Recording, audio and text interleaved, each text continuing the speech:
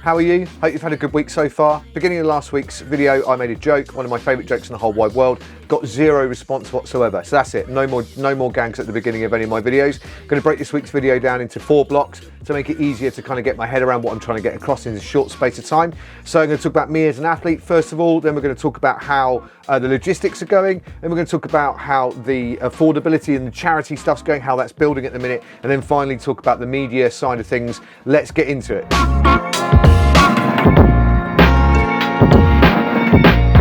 First of all, let's talk about what's going on inside here. I know that the last couple of weeks, one of the reasons that I've been feeling absolutely amazing is because I've stopped drinking alcohol, started to eat really well, and I'm also super motivated by all the support that we've been getting so far for the charity bike ride that I'm going to be doing later on this year. But it's also because Bex is getting stronger by the day. She's going out on longer and longer walks with the dog. She's becoming much more of herself. She's gaining that kind of old self back again in terms of what she's able to do. And that gives me a huge amount of relief, I have to say. It's been quite a journey this last year, as so those of you that watch the videos will know, and it's been a real kind of rocky ride. And actually watching back on the videos, it becomes apparent I'm a pretty positive person sometimes, but you can just tell in some of the videos that it's just like not there for me. Not only that, but as much as work is going to be an absolute nightmare putting everything back on term online for semester 2, work's been amazing at kind of really supporting us as tutors and realising that a majority of us really burnt out trying to do the best work we can online, and the support that's been put in place by work has been absolutely superb. So in terms of that, I feel really positive just in terms of my mindset at the moment anyway.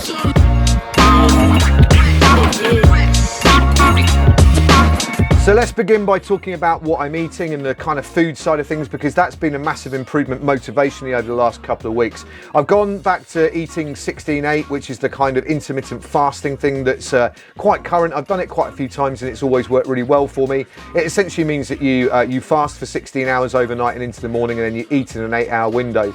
2 days of the week I'm also doing an 800 calorie restricted diet, so what's called the Fast 800. The rest of the week we're just eating really healthy, loads of vegetables, but essentially taking the brakes off in terms of calorie counting and all that kind of stuff.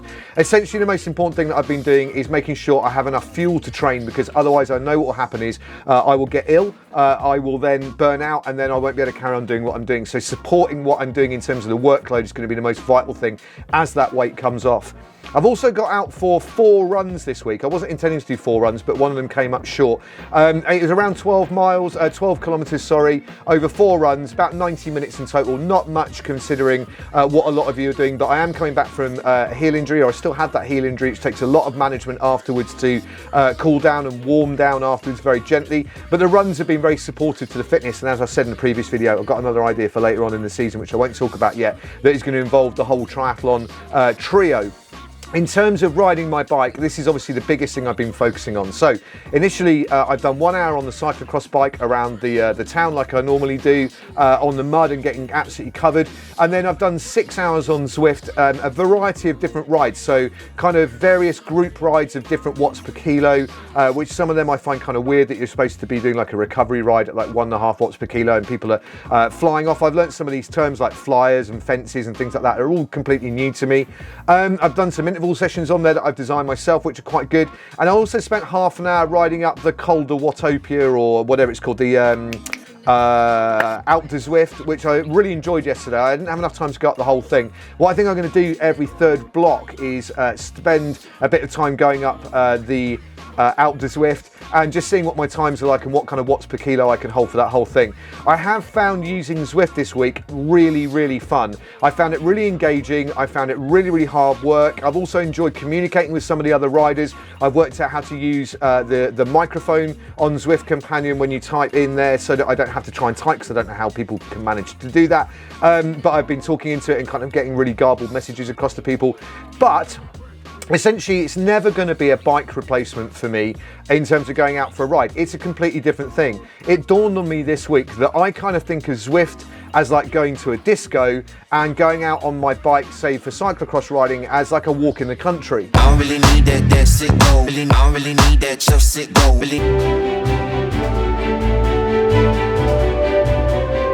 don't really need that sick go. I don't really need that.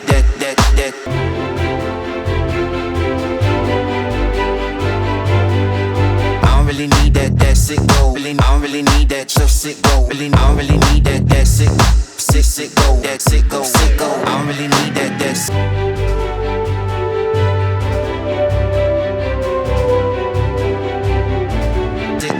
I don't really need that sick go. I don't really need that sick go.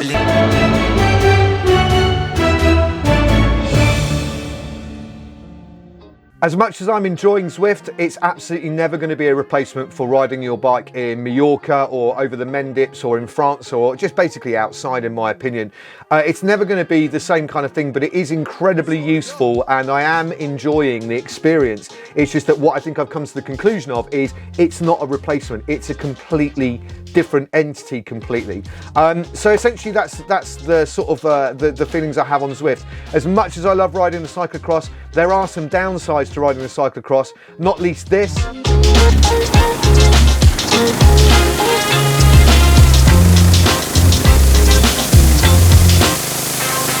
And because the damn thing also needs a new bottom bracket because of all the mud and water that I've been riding through the last couple of weeks.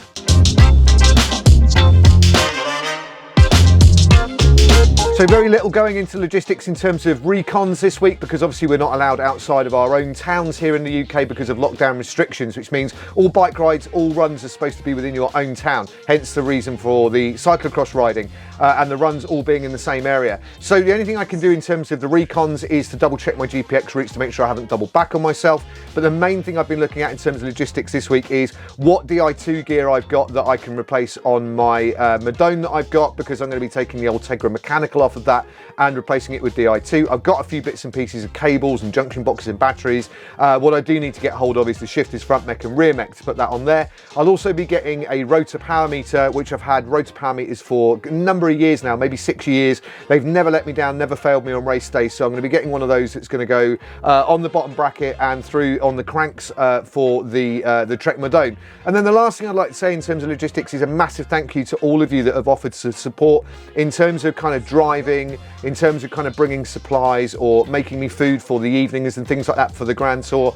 That's really, really appreciated in a big way. Obviously, a lot of people have donated money. 40 people so far have donated money. But I would like to say a thank you to those people that have offered to kind of drive and help us out in that respect.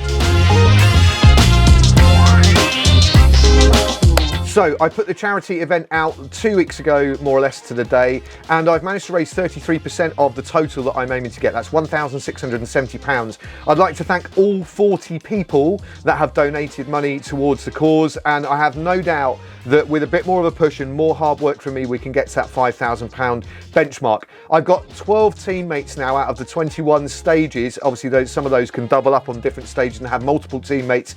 But one of those teammates I'd like to say a particular thank you to, as it's a bit unusual because his name is Simon Cawthorne and he's one of the trustees of the charity that I'm raising money for, BUST, which is the Breast Cancer Unit Support Trust. And Simon is a retired surgeon and he set up BUST to kind of raise money for Southmead Hospital. And it did feel a little bit weird him donating money to a charity that he's actually a trustee for. But I did want to say a massive thank you to Simon for coming on board, and I can't wait to ride that stage with him and learn more about the charity and where the money that I'm raising will go towards. The other thing I wanted to talk about is the fact that I've got 4 stages so far that have been sponsored by companies. I'd like to get more. That will be the bulk of my money, will be these companies supporting stages. They'll get the media coverage, everything that I can put into that. The daily vlog will be dedicated to that, and also all the online stuff that I do will have those companies involved in there. So if there's anyone you can think of that might want to support that side of the charity by having a stage sponsored by them, then please do share these videos and the video I made explaining the challenge, which I'll put a link to up here, to them. That would be great. With that in mind also, I'd also appreciate that if you aren't a subscriber at the minute, please do consider subscribing below, press the bell button so each of these videos that come out will come out to you and you'll see it on a weekly basis. If I can hit that 1,000 subscriber mark before I get too far into 2021, it'll be really helpful to the channel growth overall.